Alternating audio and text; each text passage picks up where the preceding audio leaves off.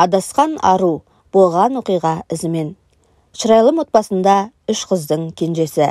Алдындағы 2 әпкесінің екеуі де оқу озаты. Шырайлым бөлек, сабаққа ынтасы төмен.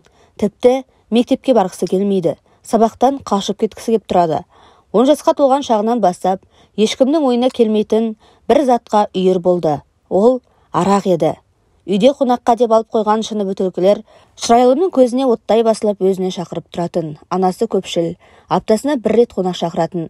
Сондай кездері дастархан басына міндетті түрде ақтан бір, қызылдан бір шөлмек қойылады. Дастархан жанар кезінде Шырайлым қонақтардың ішіп тауыспаған рөмкелерін шетінен қылғытып, қызара бөртіп жүретін.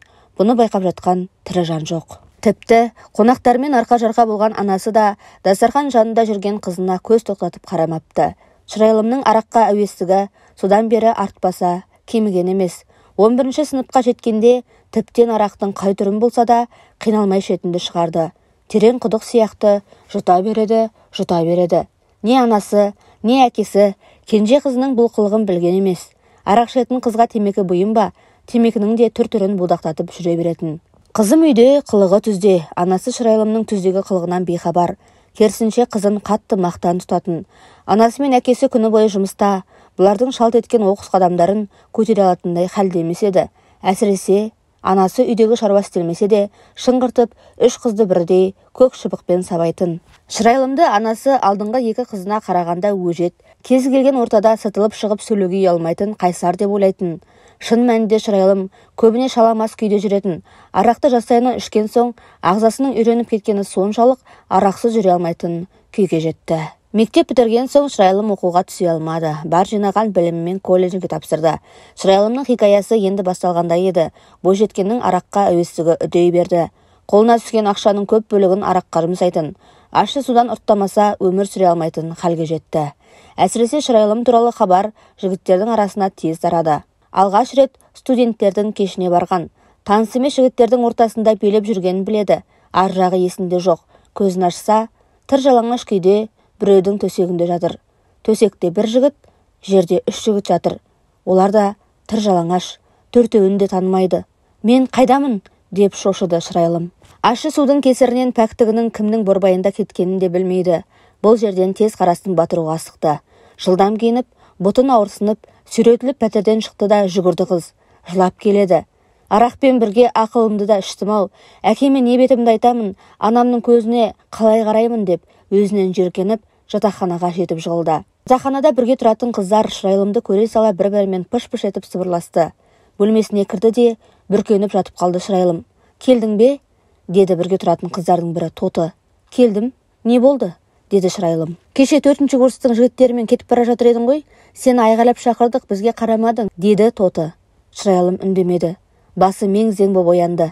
Арақ деп өз денесі өзіне дұшпан боп, ағзасы ащы суды талап ете бастады. Қалтасында көк тиын жоқ. Сөйтіп жаны қиналып жатыр еді, телефонына хабарлама келіпті. Сәлем сұлуым, есік алдына шықшы деп жазыпты бейтаныс біреу. Кешегілердің бірі болар деп топшылады Шырайлым. Үсті басына реттеп далаға шықты. Таныс әрі бейтаныс 4 жігіт тұр еді.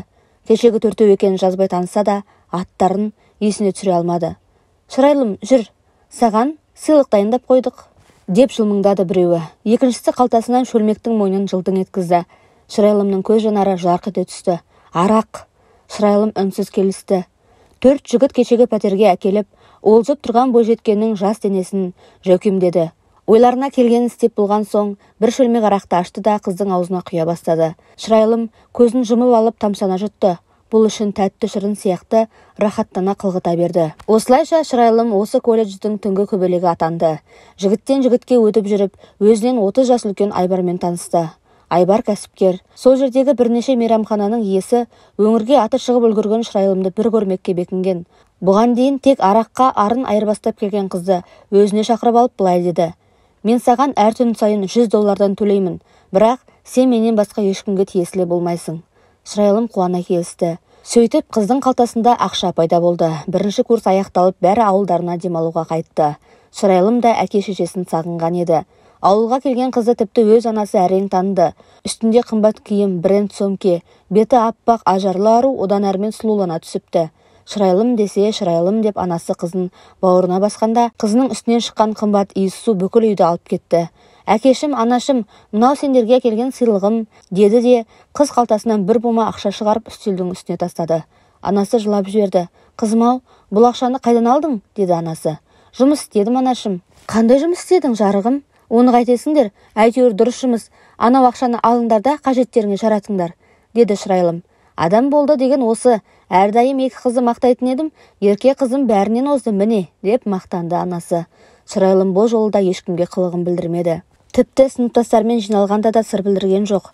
Бұл күндері қыздың бойындағы араққұмарлығына тағы бір әдет жабысқан. Ол нәпсі еді. Еркек кіндіктіні көрсе делебесі қозған бақсыдай құтырынып, әлгіні өңгермейінше тыныштық таппайтын. Шырайлымның үйіне бір бума ақша келген еңбектеген сәбиден еңкейген қарияға дейін бәрі естіді. Шағын ауылда жақсылық та жамандық та тез тарайды. Ауылда көп болған жоқ. Бойжеткен қалаға қайтуға асықты. Қалаға келген күннен бастап баяғы әдетіне қайта басты. Айбарды місе тұтқан жоқ. Біле қоймас деп жас жігіттермен кездесе бастады. Қайдан білгені белгісіз, келесі күні-ақ Айбар Шырайлымға келіп, сен енді боссың, деді де жалдамалы пәтерден қызды шығарып жіберді. Шырайлым табыссыз қалды. Бір жағынан шалдан құтылғанына қуанды, екінші жағынан батпан құйрықтан айырылғанына қынжылды. Бұрынғыдай шалқып тасып жүретін Шырайлым жоқ. Сөмірейіп жатақханасына қайта келді. Шырайлым енді шын адасты. Ар намыс дегеннен жұрдай боп көрінгеннің жетегінде кете беретінді шығарды.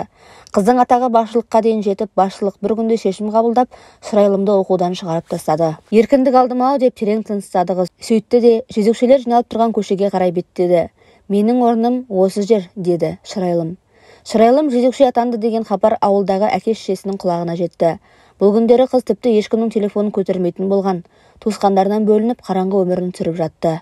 Ойын-күлкі ұзаққа созылған жоқ. Бірнеше айдан соң Шырайлым жатырын ауырсынып дәрігердің алдына отырды. Қай жеріңіз ауырады? Жатырым, ішім қатты ауырады, деп жыламсырады Шырайлым. Дәрігер бірнеше күн тексерді. Жатырына жазылмас жара шығыпты. Емі біреу ғана. Жатырын түгел кезіп алып тастаса ғана Шырайлым құлан таза айығып кетеді. Егер бұған көнбесе, жарасы ұлғайып бүкіл денесіне тарап, соңында іріп-шіріп ажал апанына бірақ құламақ. Шырайлым сонда ғана әке-шешесін есіне алды. Көп асқанға бір тосқан. Шырайлым көп қиналды.